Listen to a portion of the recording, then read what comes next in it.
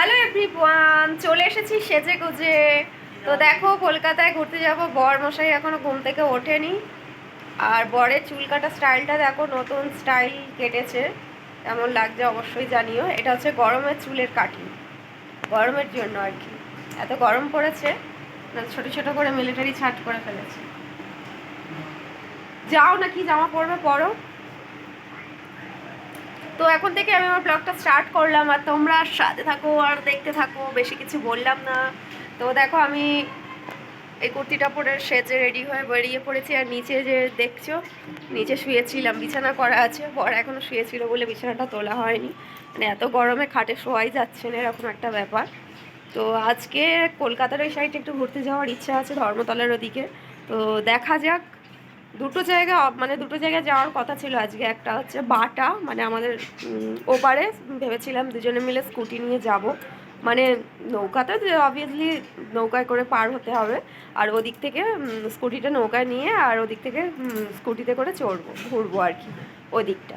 কিন্তু ওটা যাওয়া হলো না। বর বললে চলো, অনেকদিন কলকাতার ওই সাইডে যাইনি, তো ওই দিক থেকে ঘুরে আসি, ওই কারণে ওই দিকেই যাচ্ছি। তো আমি রেডি হয়ে বেরিয়ে পড়েছি। ট্রেন দেখলো, আমরা তো হাতে 5 মিনিট নিয়ে বেরোই। মানে এত স্টেশনের কাছে বাড়ি হলে এই সুবিধাগুলো আছে। মানে ধরো একটা স্টেশন, দুটো স্টেশন আগে ট্রেন ঢুকছে, সেই অবস্থায় আমরা দেখে, ফোনে দেখে আর কি বেরোই। তো 5টা 15-এ একটা ট্রেন ছিল, তখন 5টা বাজে। আর আমি সেইভাবে রেডি হইনি। তো সেই কারণে 5টা 15 ট্রেনটা ধরা হলো না। মানে এখন 5টা 16, এই ট্রেনটা ধরা হলো না।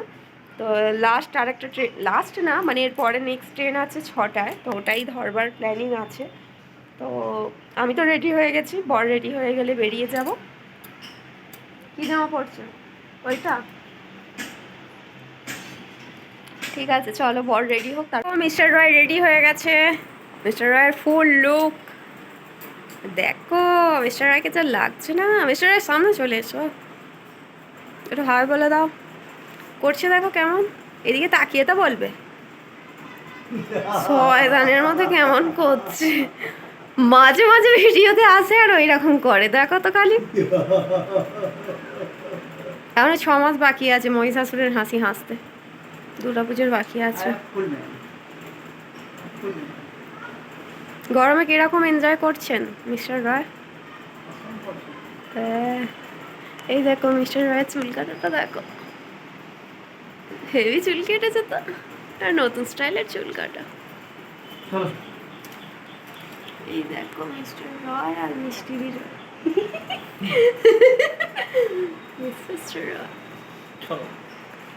Hello everyone. তো দেখো, আমাদের কলকাতায় যাওয়া ক্যান্সেল করে আমরা সেকেন্ড অপশানটা চয়েস করেছি। আমরা যাচ্ছি বাটায়। তো মানে বেরিয়ে ঠিক করলাম, সেজে গুজে বেরিয়ে যাব বলে গেটের কাছে চলে এসেও বর বললো যে চলো বাটা থেকে ঘুরে আনি, বাইকের চাবি নিয়ে আসো, এরম একটা ব্যাপার। তো আমরা বেরিয়ে পড়েছি, এখন যাচ্ছি কি বলে ওটা, কি ঘাট বলে নৌকা থেকে যেখানে উঠি, খেয়াঘাট। হ্যাঁ, আমরা যাচ্ছি খেয়াঘাটে, ওখান থেকে নৌকা ধরবো। ফার্স্ট টাইম আমরা মানে বাইক নিয়ে আর কি, স্কুটি নিয়ে যাচ্ছি। তো ভালোই লেগেছিলো, যেহেতু পরে সাউন্ডটা দিচ্ছি, ভয়েসটা, সেই কারণে বললাম ভালো লেগেছিলো। দুঃখের বিষয় চার্জটা খুব কম ছিল, সেটা আমি তোমাদের পরে বলছি। আর কিভাবে কত টাকা নিয়েছে সেটা তোমাদের একটু ক্লিয়ার করে নিই। বাইকটার জন্য ভাড়া নিয়েছে 20 টাকা ভাড়া নিয়েছে। আর যিনি আর কি নৌকায় তুলে দেবেন, ওনারাই তুলে দেন, লোক আছে তুলে দেবেন, প্লাস ওদিকে গিয়েও নামাবেন। এই যে নিয়ে এসে গেছেন দাদা, এই দাদাটা তুলে দেবে, তার জন্য 30 টাকা। মানে যেতে 50, বাইকটার শুধু, মানে সরি স্কুটির যেতে 50, আসতে 50, আর আমাদের হচ্ছে 20 টাকা করে। তো দেখো স্কুটিটা নিয়ে যাচ্ছে। আর ইলেকট্রিক স্কুটি একটু চালাতে অসুবিধা হচ্ছিল, মানে সবাই তো, এটা তো এখনও অ্যাভেলেবেল হয় না, মানে সবাই তো ইউজ করে না।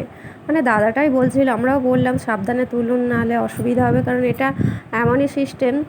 স্পিডটা খুব কম দেওয়া ছিল, ফার্স্ট গিয়ারে ছিল, তাও মানে শাক করে বেরিয়ে যায়। গাড়ি যদি রেডি থাকে, সামান্য একটু হ্যান্ডেলে হাত পড়লেই ব্যাস চলে যাবে শাক করে বেরিয়ে, এরকম একটা ব্যাপার। তো কি সুন্দর একটা জায়গা, বিকালের ওয়েদার। আজকের ওয়েদারটা এমনিতেও একটু হালকা ঠান্ডা ঠান্ডা আছে। আর আমরা যখন বাড়ি ফিরছিলাম তখন তো বৃষ্টিও এসে গিয়েছিল অল্প। তো দেখো আমরা চলে এসেছি একদম নৌকায় উঠবো বলে এখানে অনেকে উঠেও গেছে। আর আমি সত্যি কথা নৌকা মানে জলের কোনো যানবাহনে চড়তে একটু ভয় পাই। আর এরকম যদি ফাঁকা নৌকা হয় আমার তো আবার একটু বেশিই ভয় পায়। তো বর বলছে তোমাকে নিয়ে আর সেকেন্ড বার এলে হবে না, কারণ তুমি এত ভয় পাচ্ছ। আমি সে ভয়ে জড়ো হয়ে দাঁড়িয়েছিলাম। তো দেখো এখানে আরও অনেকে দাদারা উঠেছে আশেপাশে বাইক নিয়ে। তো বেশ ভালোই লাগছিলো। আর আমি বরকে ধরে দাঁড়িয়েছিলাম, বর তো স্কুটিতে বসেছিল। তো দেখো কি সুন্দর যাচ্ছে, বোঝাই যাচ্ছে না, জলটা একদম তরতর করছে। চলো তোমরা সাথে থাকো, দেখতে থাকো, আবার ওপারে গিয়ে তোমাদের সাথে কথা হচ্ছে।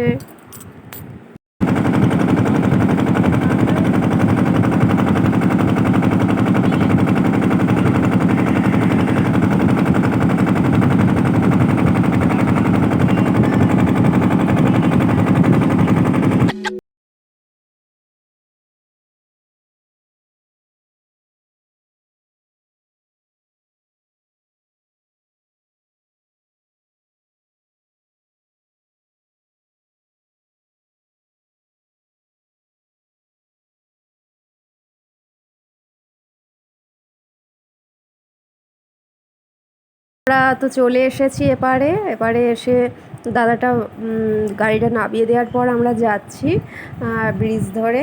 তো ওখান থেকে গিয়ে তারপর স্কুটি করে আমরা যাব। আগেও এসেছিলাম আমরা হেঁটে, আর কি হেঁটে মানে এসেছিলাম, অনেকটা লেট করে এসেছিলাম। লাস্ট খেয়া মানে 8:30টার সময় এসেছিলাম, 9টার সময় খেয়া ছিল, তাই কোথাও যাইনি। সামনে থেকে ঘুরে একটু ফুচকা খেয়ে চলে গিয়েছিলাম। তো দেখো এদিকে তো শুধু বড় বড় বিল্ডিং, যাদের বাড়ি তারা তো জানে, এখানকার যারা বাসিন্দা এবং যারা মাঝে মাঝে আসে তারাও জানে, অনেকেই জানে এখানে শুধু বেশি মানে বিল্ডিং আছে।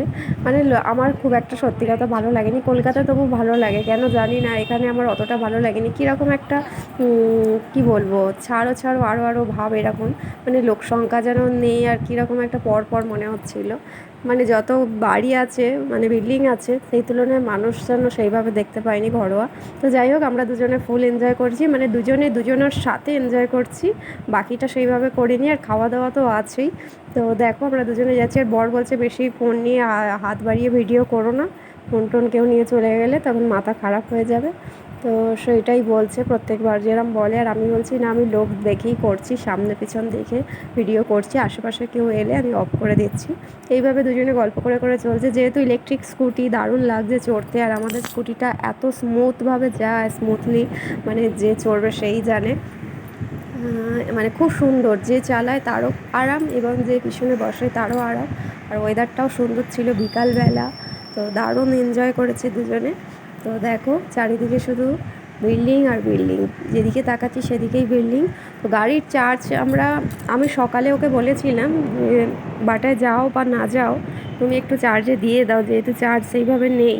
কিন্তু বর দিল না, বর বলল কি আমি কলকাতায় যাব, তো সেই কারণে তখন চার্জ দিল না। আর এখন এবারে হঠাৎ করে যাওয়ার সময় আমি তবু একটুখানি দিয়েছিলাম 1 ঘন্টার মতো।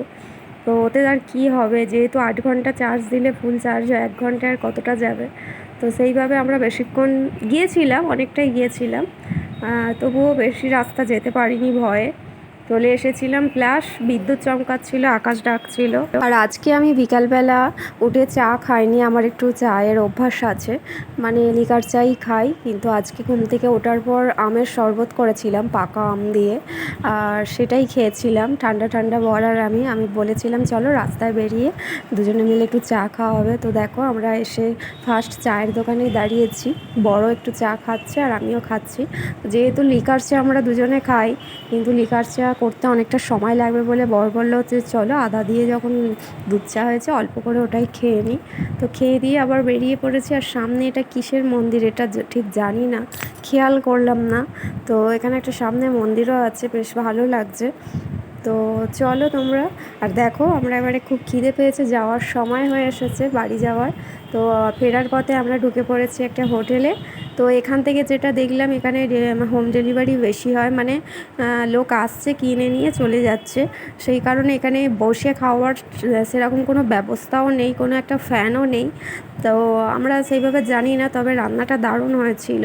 কি আইটেম নিয়েছি সেটা তোমাদের সাথে শেয়ার করছি। দেখো বলতে বলতে চলে এসেছে আমার বরের এবং আমার প্রিয় বরের বেশি প্রিয় মাটন কষা, একদম ফুল প্লেট মাটন কষা। তো 4 পিস দিয়েছে, 240 টাকা নিয়েছে, এরকমই নেয় যদিও। তো বলেছিলাম হাফ নিতে, কিন্তু হাফ দেয় না। তো যাই হোক, ফুল প্লেট নিয়েছি, সাথে আছে রুমালি গরম গরম রুটি আর স্যালাড। দুর্দান্ত টেস্ট ছিল। আর দেখো, খাওয়া দাওয়া করে বেরিয়ে পড়েছি, এবারে বাড়ির দিকে রওনা দিয়েছি। যদিও একটু থাকতাম, কিন্তু এত বিদ্যুৎ চমকাচ্ছিল, তোমরা ক্যামেরাতেও অন ক্যামেরায় দেখতে পেলেও পেতে পারো মাঝে মাঝে। আর অনেকটা অন্ধকারও হয়ে গেছে, বিদ্যুৎ চমকাচ্ছে এত ভয়েতে, ওই জন্য চলে এলাম। যেহেতু খেয়া পার হতে হবে, মানে গঙ্গা পার হয়ে যেতে হবে, একটা ভয়ের ব্যাপার আছে, ওই জন্য বর বললো চলে চলো। তো এখানে এসে আমরা অনেকেই দাঁড়িয়েছিলাম খেয়ার জন্য। তো এসেই দেখলাম একটা সুন্দর কিউট ডগ যেন আমাদের জন্য অপেক্ষা করছিল, যেটা থেকে আমি আর আমার বর একদম দূর থেকে দাঁড়িয়ে দেখে আর পারলাম না, তাই কাছে চলে এসে একটু ওদের সাথে গল্প করলাম এবং ডগটার মাথায় হাত বুলিয়ে একটু ভিডিও করে নিলাম। তো কী সুন্দর লাগছিল, 5 মাসের কুকুর। তো যাই হোক, আজকের ভিডিওটা এখানেই শেষ করলাম, একটা মিষ্টি কুকুরের মুহূর্তকে শেয়ার করে। তো চলো, তোমরা ভালো লাগলে অবশ্যই লাইক করো আর কমেন্টে জানিও আজকের ভিডিওটা কেমন ছিল। তো চলো, আজকের মতো টাটা।